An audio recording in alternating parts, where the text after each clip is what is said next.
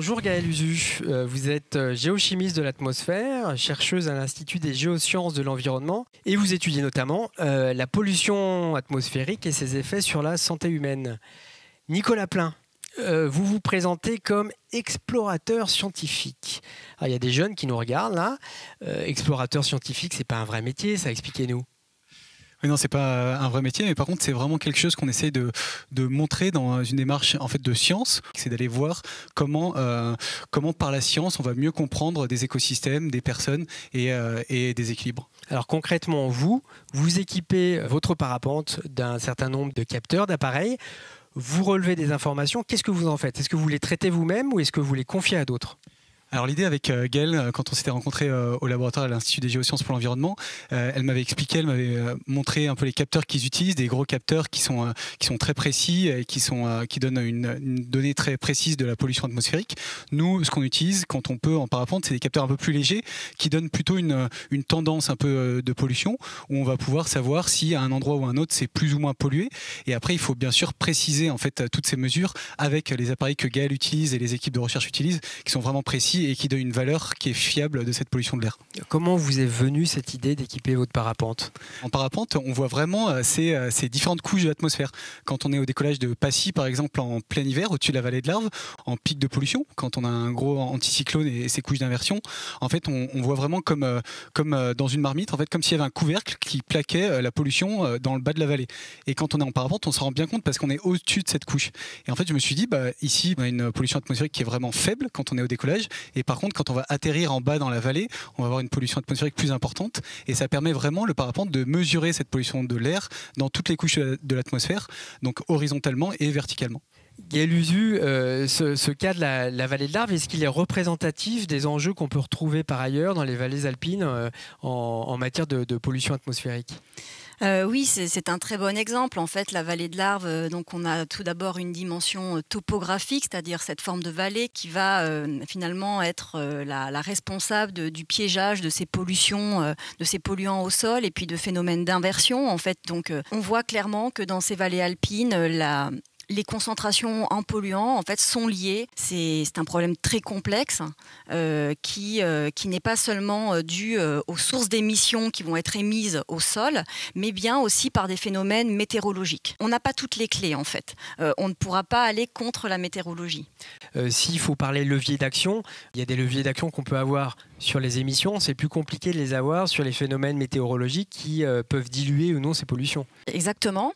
Et il faut savoir que pour ajouter à cela, on peut avoir des facteurs, des leviers en fait sur les émissions locales, mais il faut savoir que dans chaque mètre cube d'air qui nous entoure, et donc celui que l'on va respirer là aujourd'hui ou dans la vallée de l'Arve à cet instant T, il n'est pas seulement fait des émissions locales, il y a aussi les masses d'air qui viennent d'ailleurs. Il y a certaines modélisations qui montrent que même si on éteignait toutes les sources locales, on pourrait être encore avec des phénomènes de dépassement à certains moments en fonction des émissions qui seraient transfrontalières. Donc on n'a pas toutes les clés, mais on a les clés sur les sources locales. C'est une problématique qui s'appréhende à la fois à l'échelle locale et à l'échelle d'organisations plus importantes, de normes, par exemple, qu'on peut appliquer à l'industrie, ce qui a été fait. Est-ce qu'il faut développer des normes comme ça à des échelles importantes sur le chauffage, par exemple C'est ce qui existe. Les normes en matière de réglementation sur la qualité de l'air qui sont appliquées en France émanent de la communauté européenne. Donc en fait, on a déjà des normes identiques pour tous les pays de la communauté européenne. Mais effectivement, dans le cadre de ces vallées alpines, à certains moments, ce n'est pas suffisant. Nos résultats montrent que les sources principales dans la vallée de l'Arve sont clairement... il y a une forte source saisonnière en hiver qui est pour 80% la combustion de la biomasse, donc liée au chauffage au bois. Et puis une source chronique qui a lieu toute l'année, qui est la source du trafic. Les courbes de pollution que vous montrez, elles sont aussi très ponctuelles parfois. On a des pics, on a des creux. Ça semble très variable. Il y a un versant positif à cela, c'est on se dit tiens, si on agit, on peut renverser une tendance assez rapidement. Tout dépend à quelle échelle on agit. Dans la vallée de l'Arve, on voit en fait des tendances à la baisse des particules depuis une dizaine d'années. L'évaluation du fond air-bois montre une baisse significative des particules provenant de la combustion de la biomasse en hiver. Donc ça, c'est déjà un point très positif. Il faut rappeler que si on cherche à faire baisser cette pollution atmosphérique, c'est d'abord parce qu'elle a un impact sur les êtres vivants, sur la santé humaine. Quel type d'effet est-ce que ça peut entraîner?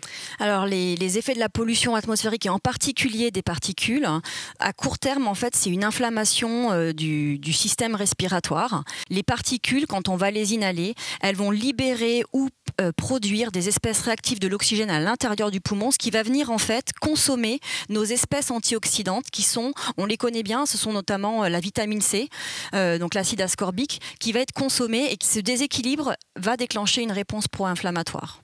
Nicolas, est-ce qu'il existe d'abord des moyens de s'informer pour les citoyens, des sites web sur lesquels on puisse trouver des informations sur la qualité de l'air au quotidien?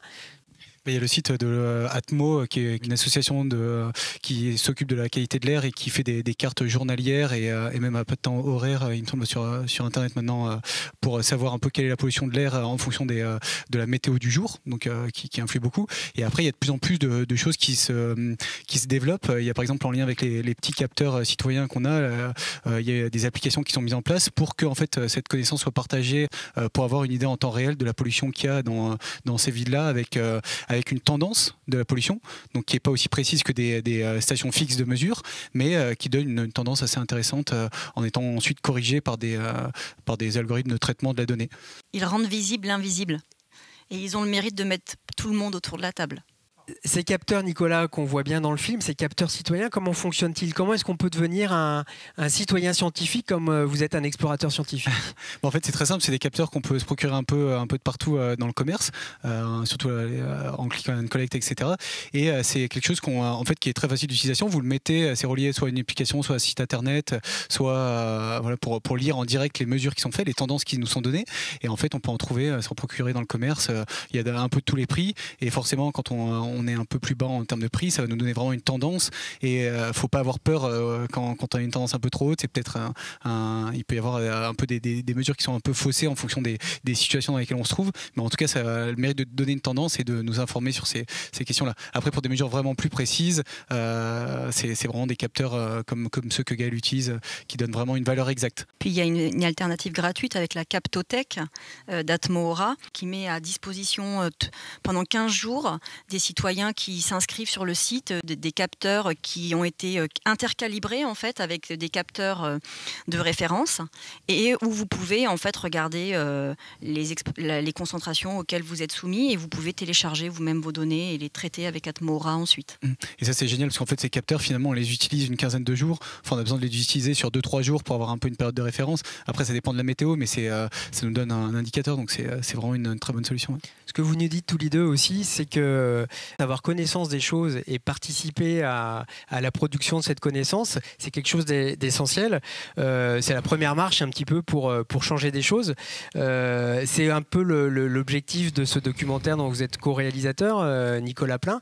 Est-ce que vous avez d'autres projets? Alors on a plusieurs projets effectivement et c'est ce que vous disiez, c'est vraiment la culture scientifique. La culture scientifique, c'est mieux comprendre ces sujets, mieux comprendre la démarche aussi scientifique qui est une démarche qui est hyper importante, surtout aujourd'hui où on a accès à un tas d'informations. Mieux comprendre cette culture scientifique, mieux s'informer pour ensuite avoir envie et avoir toutes les clés pour agir. Et l'idée, c'est d'en faire un peu partout en France, toujours en associant des scientifiques comme Gaël ou comme d'autres scientifiques pour vraiment être sûr de prendre la connaissance là où elle est. Donc là, on passe vraiment on essaie de passer au maximum avec les personnes qui travaillent et qui sont experts sur ces sujets pour amener la connaissance directement à partir de leurs travaux. Merci Nicolas, merci Gaël, et puis merci. On ne peut que vous souhaiter bon vent. Merci beaucoup. Merci.